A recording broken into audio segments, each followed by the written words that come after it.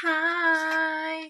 Welcome to our YouTube channel, Rosana Elias, and please follow my Facebook page, Rosana Elias, ang second wife, dito sa Pakistan. Our everyday life contents here in Pakistan. Guys, mga on pala ta, mga on. Mag-merienda tayo ng fruits. Ito season, ito siya ngayon dito sa amin. Ang tawag nito sa Arabic or Urdu, anar fruits. Anar fruit. Tapos, sa English is, alam niyo na ata to, pomegranate. Sa Tagalog is granada fruits. Maganda daw to sa may mga diabetic. Kasi ano to siya, maasim-asim na parang strawberry lasa. Strawberry, ganun. Ano sila ng strawberry. Kasing lasa sila ng strawberry.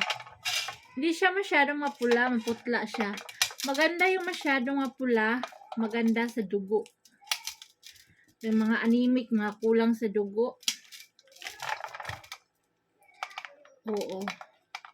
Meron tayong topic, may nag-send ng tanong. Dalawa to sila.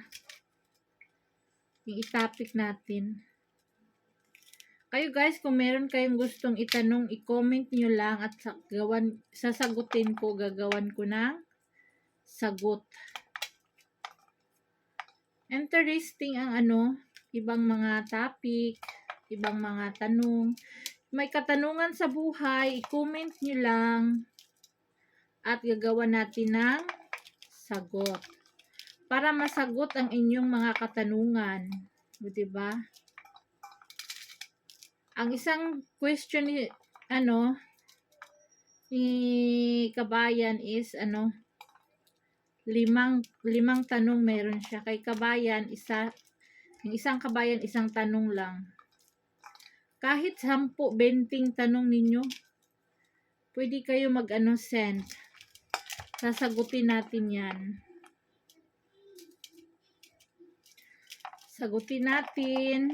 Maghimay muna tayo ng pomegranate. Si Elias, ayaw kumain ito. Tikman mo na niya kung maasim, hindi siya kakain. Kung matamis, kakain siya. Ewan ko ba to si Elias? Mahilig masyado sa matamis. Pero hindi naman ma-diabetic. Grabe. Yung tsaa lang at saka mga soft drinks, grabe yan siya mainom. Inom talaga yan siya ng Coke. Pero hindi siya na diabetic. Sabi ko sa kanya, dahan-dahanin mo yung mga soft drinks. Kasi baka ma-diabetic ka. Sabi niya, hindi ako diabetic. Hindi ako kain rice. Sabi niya ganun. Hindi daw siya kumakain ng rice. Sabi ko, ang rice, hindi lang naman sa diabetic nakakuha ang rice. Maraming paraan eh. Diyan sa mga matatamis. Nako, dati napakahilig yan si Elias sa mga bago pa dito yung mga sting, yung mga ganyan. Araw-araw, inom yan talaga siya. Ilang buti maubos niya yan. Sting. Tapos, sinabihan siya ng doktor, tigilan mo yan. May friend kasi siyang nurse dito sa amin. Tapos tawag nila doktor. Friend din niya. Sinabihan siya na, tigilan mo yung kakainom ng energy drink. Makakamatay yan. Masisira yung mo, kidney mo. Di, ngayon tinigilan na niya. Takot siya. Pero yung hindi mawawala sa kanya ngayong taglamig na is yung tsa. Tsaa talaga kahit mga 10 tasa pa ng tsa. Tapos, laging siya sa gabi, sumasama yung pakiramdam niya. High blood yan siya. Tumataas yung dugo niya, 140, 147, 150, ganyan pa naman. Hindi pa naman masyadong mataas. Kasi nga, sa weather, ayaw niya itong ganitong weather na malamig. Pinaka-kontra yan ni Elias yung malamig na weather. Lalo na pag umulan. Naku, hindi yan lalabas si Ilyas sa higaan. Kahit walang kain-kain, hindi yan siya lalabas kasi malamig. Magsigyan di kungkung doon sa kumot niya, sa comforter niya. Pag umulan, tatayo lang yan siya kapag gutom na siya. Pero pag hindi pa siya masyadong gutom, hindi siya tatayo kasi malamig daw. So, hindi ko yun siya istorbuhin kasi pag istorbuhin mo, magalit yun siya.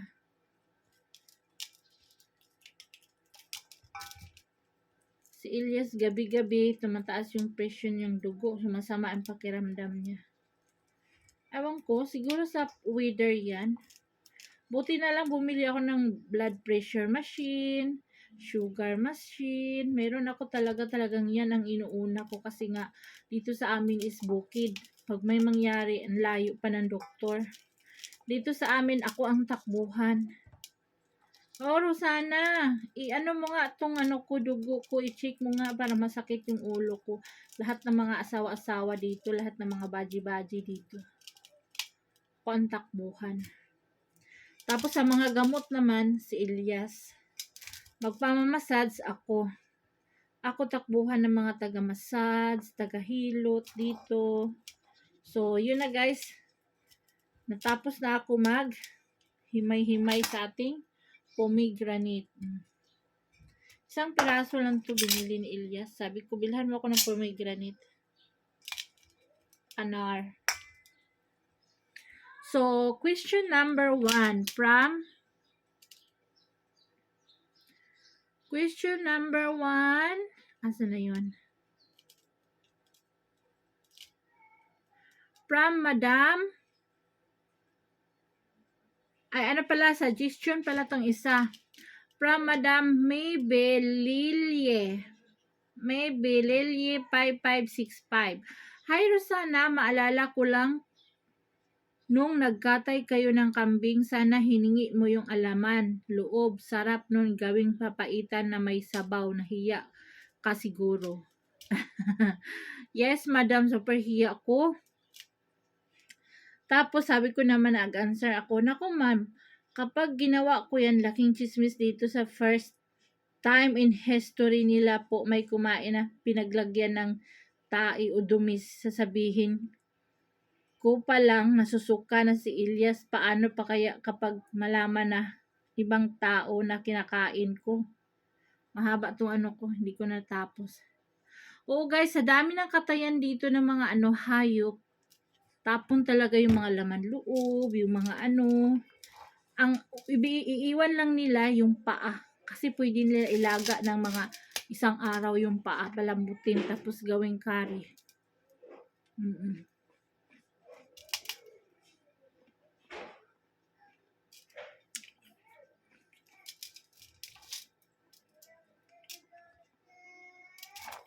Siguro pag ginawa ko yun, hindi lang dito sa lugar namin, entire dito sa Kashmir, siguro chismis.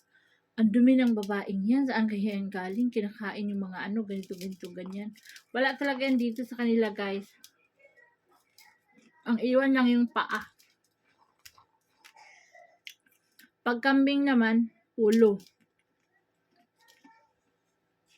May tinda naman ng paa at saka ulo ng kambing at saka yung tuwalya. Mga kalabaw, baka, tinatapon. Paa lang iniiwan. Sayang no? Sa atin nililitsyon pa yan.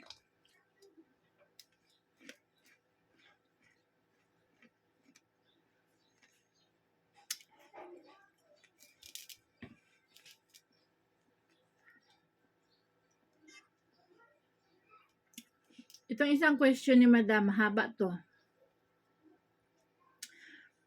From Ma'am Nessa 2608. Madam, pakisagot or i-content mo. Una, kailan kaya nag-stop mag-work?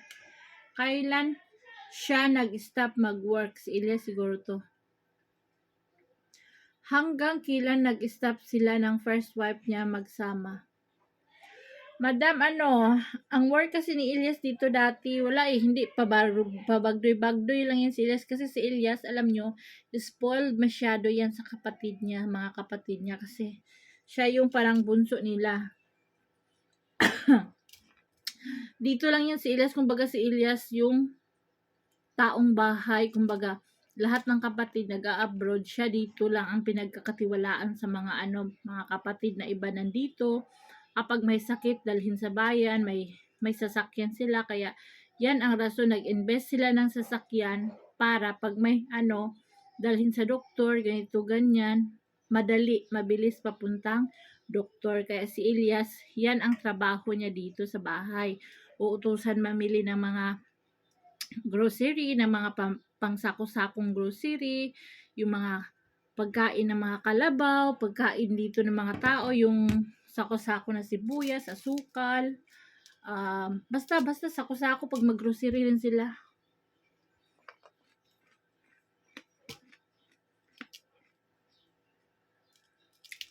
Ganyan ang trabaho ni Elias dito sa bahay.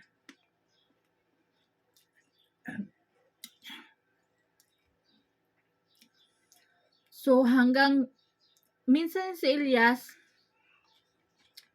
hindi talaga siya nagtatrabaho nung mula kami. Kahit itutulak pa yun ng nanay at mga kapatid, hindi talaga siya nagtatrabaho kasi hindi siya sanay. So, hanggang kailan sila nag-stop sila ng first wife niya magsama. Naka 30 years sila mula nung pagpunta ko dito. Kasi, alam sa totoo lang, hindi naman talaga pwede ipagsama ang dalawang asawa sa isang bubong eh. Yung iba, pwede. Pero, tayo mga Pilipino, hindi natin kaya masikmura ng ganun. Kahit sabihin ninyo na, ay, kasalanan mo kasi nag-asawa ka ng ganyan. Pero, pag sabi kasi ng mga kapatid niya, gusto niya pagsamahin, ganito, ganyan, kami sa isang bubong, hindi pwede. Sabi ko, hindi pwede. Uuwi na lang ako. Dati, inayos kami.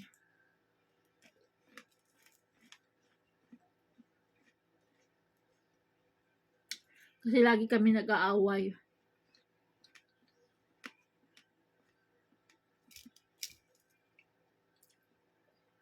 Lagi kami nag-aaway. Ako maglalaba sa damit ni Elias.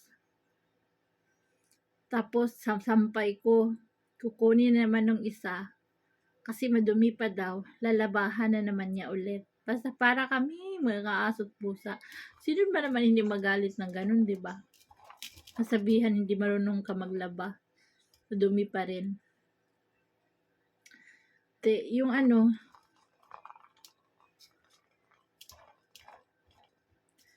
basta yung nandito na ako, andito nag-stay siya together with mga siguro.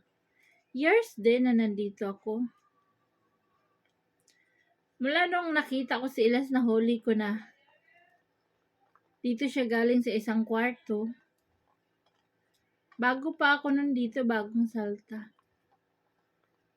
Pinagbigyan siguro ni Elias yung asawa niya. Nahuli ko siya. Ginising ako. Tulog ako noon. Parang inalimpungatan ako. Ginising ako ni God siguro.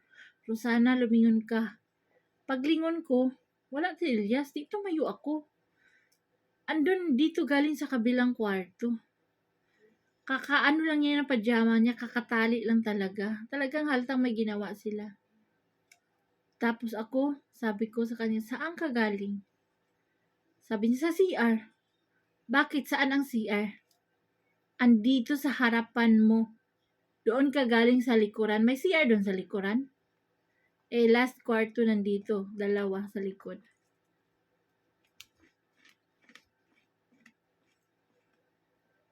Mula noon, sobrang iyak ko.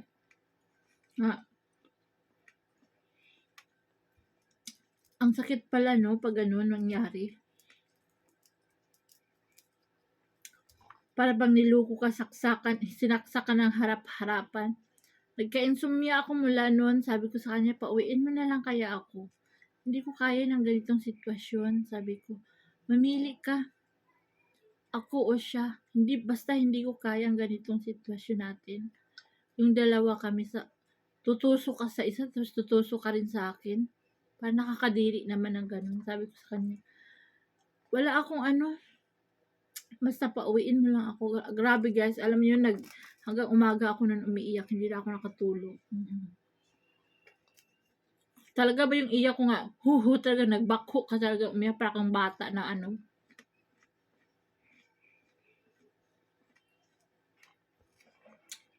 "30 years sila nagsama ni Elias." Yan ang pinapamukha sa akin ng mga kapatid ni Elias.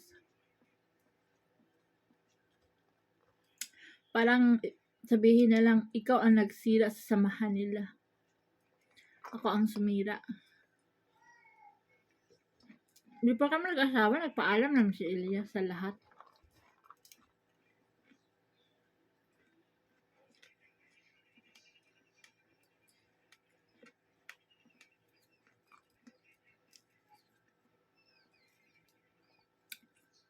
Tapos kapag nag-away sila lahat dito magkapatid, ganito, ganyan, sa aming sitwasyon.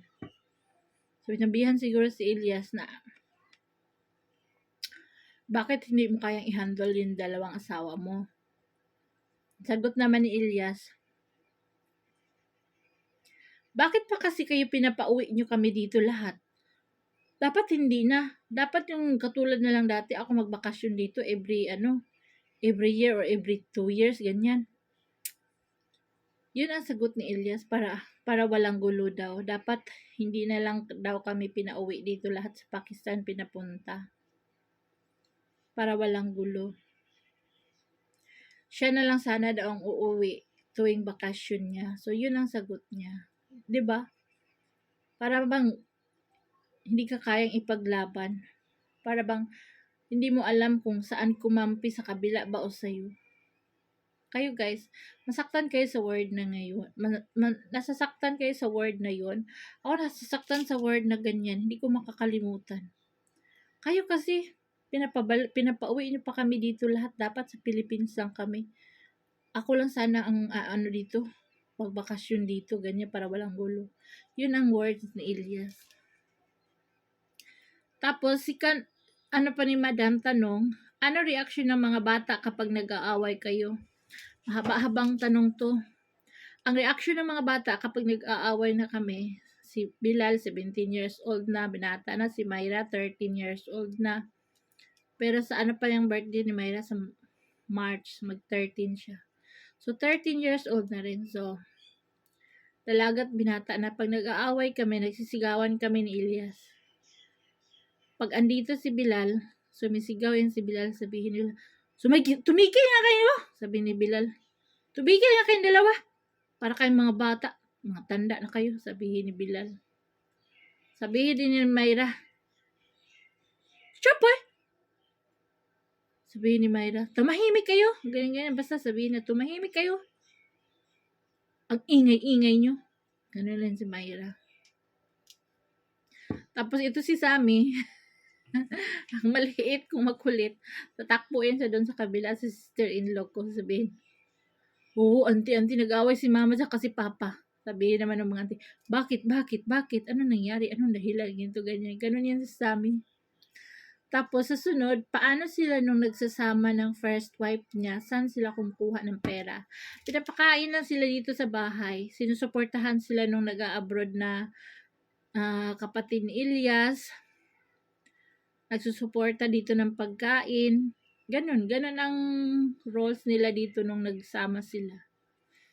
Si Elias, ang ano dati si Elias dito, parang ano yan si Elias dito sa lugar nila, kinatatakutan si Elias dito kasi tapang-tapangan yan siya dito. Kwento niya sa akin. Sabi niya, alam mo dati, ako ang ano dito, head. Kapag may bugbugan, ako magdala ng maraming tao. Halika, bugbugin natin si ganito, ganyan. Siya daw ang head. Pero ngayon, sabi ko sa kanya, huwag kang sigaw-sigaw, huwag kang mura-mura. Yun bang joke nila is lahat ng mura, sinasabi muna ni Elias, lahat ng mura. So, bakit ka ganyan? Lahat ng mura, sinasabi mo na, tapos sinisigaw mo pa. Sabi, sanay na sila sa akin, joke lang yan, sanay na sila sa akin. Kumbaga, gangster yan si Elias dati. May kaaway daw yun sila, dinala nila sa bukid, doon nila pinagtulungan, tapos tinapon nila, ganyan. Basta gangster yan siya dati dito. Uuwi lang yan pagkakain dito sa bahay nila. Hanggang ngayon lang naman. sa tindahan, uuwi lang tapos kakain. Ganon talaga yung roles, ganon talaga yung life niya. Hindi nagbabago. Tapos, sunod, basta sila dito ang unang asawa nila sa bahay lang. Tapos yung asawa niya, yung ginagawa ko dati, yung may kalabaw sila, yung sister-in-law ko sila, yung nag-manage, yung asawa niya. Pero si Elias, sa labas yun, hindi yan nagtatrabaho si Elias. Binibigyan sila ng pera ng mga in-laws ko. Pagkain, kapag may okasyon, pambili ng mga damit, ganyan lang naman. Nag-help ba mga kapatid niya sa mga anak mo? Opo, nag-help. Tuwing may okasyon, binibigyan sila ng pambili ng damit, pambili ng mga sapatos, ganyan. Tuwing Eid, ganyan. Wala kasing birthday dito, ganyan. Wala sila dito. Ako lang birthday. Kapag in case of emergency naman, nagbibigay naman yung kapatid niya, tsaka nagbibigay tuwing Eid, ganyan. May okasyon ba, pambili ng mga damit kasi alam naman nila yung kapatid nila walang trabaho. Pagkain talaga is yung sa akin.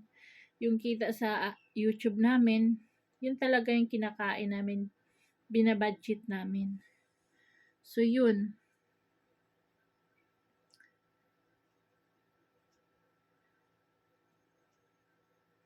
Musta family mo sa Pinas?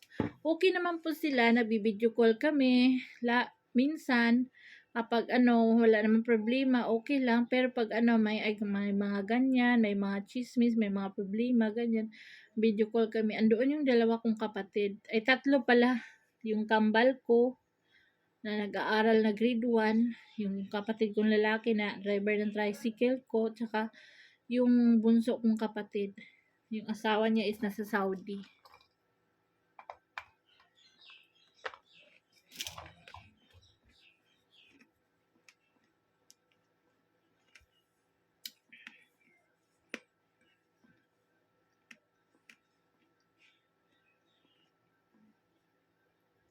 Anong sinasabi nila nung pabalik ka na ng Pakistan?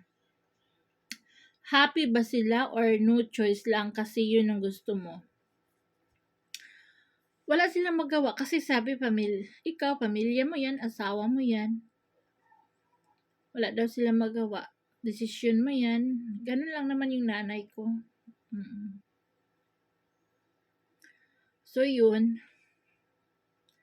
Dahil sa pagbalik ko ng Pakistan hanggang ngayon, ang mga tao hindi pa rin maka-get over. Pa rin, nasisisi pa rin ako. Pero, alam nyo yung nga natin ngayon, ito lang yung tanong ni Kabayan. Alam niyo yung natin ngayon, yung panahon natin sa Pilipinas, napakalungkot na napaka-sad na parang isip ko, ang mga ina na may mga anak na babae, hindi na safe ang Pilipinas. Kasi ngayon, kababalita lang sa GMA yung Valencia City, 5 taong gulang. 5 taon ba yun? 5 years old ba yun? Yung nakita sa tubuhan. Sa amin banda yun eh. Doon ako namamalingki, Valencia, doon ako namili ng isda. Sa amin yun. Hindi lang sa Valencia, doon sa amin sa Mindanao talaga, doon sa amin na nakakatakot talaga. Tumawag ako sa nanay ko one day. Sabi ko, parang ang daming namang nire-rape ngayon, mama, mga bata pa. Sabi niya, si Linlin, patigilin niyo na sa pag-aral, sa pag-eskwela. Sabi na, ay, nako, si Linlin, ayaw tumigil yan sa pag-aaral. Aga-aga yung gumising, alas 2, alas 3, magsaing na ng kanin. Magpaapoy na yan siya, tapos kanin. Tapos alam niya, pritong itlog lang. Saka bulad, prito or sugba. Ganyan lang. Ayaw talaga niya gumising. Sabi niya, oo, dito sa atin ngayon lugar, yung mga talamak na naman yung mga taong adik ba. Sabi ko dati, wala na yan eh. Peaceful na tayo, tapos ngayon bumalik na naman. Ang binibiktima nila yung mga bata pa talaga. Sabi nga ng nanay ko, meron nga dito. kapitbahay natin, nirorondahan ng mga taga-barangay kasi nga, nagustuhan nila yung isang anak doon na 12 years old, maganda na medyo mataba. Ay, natakot ako talaga, sabi niya. Bakit? Iniikot-ikutan talaga ng mga barangay at saka yung mga aso tumatahol-tahol. Kasi gusto nila kunin yung isang bata daw kung sabi ganun. Sabi ko, nakakatakot naman. Basta hindi, parang hindi na safe yung mundo natin yan. Ang daming mga bata nawawala, no? Para bang easy-easy lang yung mga kawatan ng mga bata, yung mga parang nakakatakot. May anak ang babae. Sabi ko kay Myra, parang nakakatakot lang sa Pilipinas. Sus ko, kung mangyari siguro, mamamatay siguro ako ng ganun. Ay, grabe. Pabata ng pabata yung mga biktima ng mga hinahalay. Tapos, pinapatay pa talaga. Grabe. Asa na kaya yung natin yung justice, no? Dapat ibalik na talaga yung death penalty. Kasi yung mga tao ngayon wala nang takot. Wala nang takot. So, yun na guys, yung ating yaw-yawan for today's video. Favorite din to ni Sammy. Tira ako si Sammy. Si Myra, hindi yung kain ng prutas. Si Myra. Ano ba yung prutas? Wala talaga yan siyang prutas na Si Bilal, mahilig sa saging. At saka si Sammy. Dalawa sila. Si Myra, hindi kumakain ng prutas. Puro lang yan siya, mga biscuits, mga french fries. So, thank you for watching. Salamat especially to all our OFW mga kababayan around the world. Habang nagtatrabaho sila, sabi, ate, nakikinig lang ako sa yaw-yawan mo. Salamat. Thank you. And God bless everybody. Hope you guys subscribe our YouTube channel. Rosana Ilyas. Bye.